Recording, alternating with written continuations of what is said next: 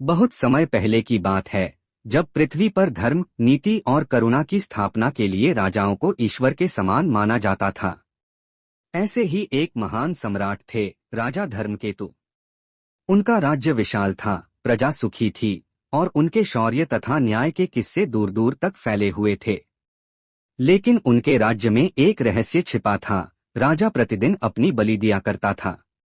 यह कोई साधारण बलिदान नहीं था। राजा प्रतिदिन एकांत स्थान पर जाता, यज्ञकुंड के पास बैठता और वहां एक विशेष विधि से बलि अर्पित करता। कोई नहीं जानता था कि वह किसकी बलि देता है।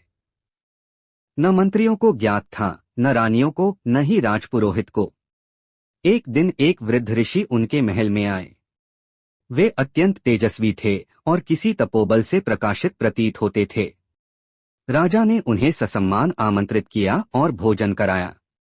भोजन के बाद ऋषि बोले, राजन, तुम्हारे राज्य में चारों ओर सुख और समृद्धि है, परंतु एक रहस्य मुझे यहाँ खींच लाया है। तुम प्रतिदिन किसकी बलि देते हो? राजा कुछ क्षण चुप रहे, फिर बोले, हे मुनिवर, जब समय आएगा यह रहस्य स्वयं प्रकट होगा। ऋषि ने मुस्कुराते हुए आशीर्वाद दिया और चले गए। कुछ समय बाद राज्य में अकाल पड़ा।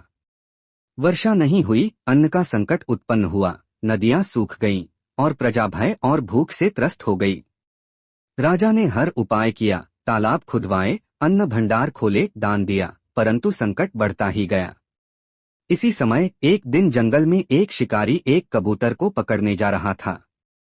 कबूतर डर से कांप रहा था और वह उड़ा नहीं। तभी राजा शिकार के लिए जंगल में आया और यह दृश्य देखा। उसने तुरंत शिकारी को रोका और कबूतर को अपनी हथेली पर ले लिया। तभी आश्चर्य हुआ। कबूतर बोला, राजन, मेरी रक्षा करने का धन्यवाद, परंतु मैं कोई साधारण पक्षी नहीं, मैं एक श्रापित ऋषि हूँ। तुम्हारी करुणा ने मेरे शाप को भंग कर दिया। राजा चकित हुआ। हे ऋषिवर, कृपया मुझे बताइए कि यह संकट मेरे राज्य पर क्यों आया है। कबूतर ऋषि बोले, तुमने अब तक जो किया वह बहुत ही पुण्य है, परंतु अब समय आ गया है कि तुम इस रहस्य को सभी को बताओ कि तुम प्रतिदिन किसकी बलि देते हो। राजा ने सिर झुकाया और कहा, तो सुनो मुनिवर और सुनो मेरी प्रजा। जब मैं युवराज था तो मैंने एक दिन ध्यान में यह अनुभव किया कि राजा का सबसे बड़ा शत्रु उसके भीतर होता है। वह शत्रु है अहंकार, क्रोध, मोह, लोभ और वासना। मैंने निश्चय किया कि जब मैं राजा बनूंगा तो हर दिन इन विकारों में से किसी एक की बलि चढ़ाऊंगा, अपने भीतर उसे पहचानूंगा, समझूंगा और फिर उसे त्यागूंगा। यही मेरी प्रतिदिन की बलि है। प्रजा स्तब्ध थी। किसी ने ऐसा बलिदान कभी नहीं सुना था। राजा आगे बोला, हर सुबह मैं यज्ञकुंड के सामने बैठता हूँ। अग्नि को साक्षी मानकर अपने भीतर के किसी एक दोष को देखता हूँ।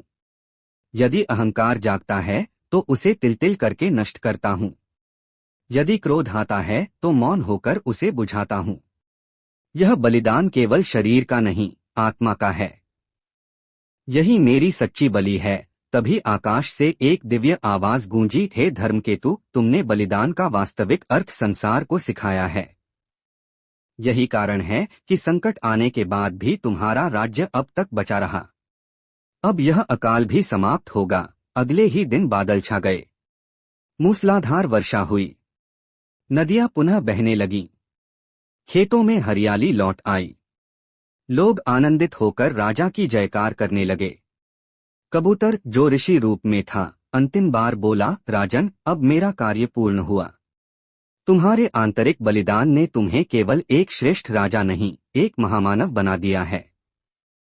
जब तक आत्मिक बलिदान की बात होगी तुम्हारा नाम लिया जाएगा। और तब से यह कथा चल पड़ी। राजा धर्मकेतु वह राजा था जो प्रतिदिन स्वयं की बलि देता था, पर अपने ही विकारों की सीख। बलिदान केवल रक्त बहाने का नाम नहीं है। असली बलिदान आत्मा की गहराई में उतरकर स्वयं के दोषों को पहचानना और उन्हें नष्ट करना है। यही पथ है आत्मोन्नति का, राज्य की सेवा का और सच्चे धर्म का। क्या आप चाहेंगे मैं इस कहानी का एक भव्य चित्र या पोथी शैली संस्करण भी बनाऊं?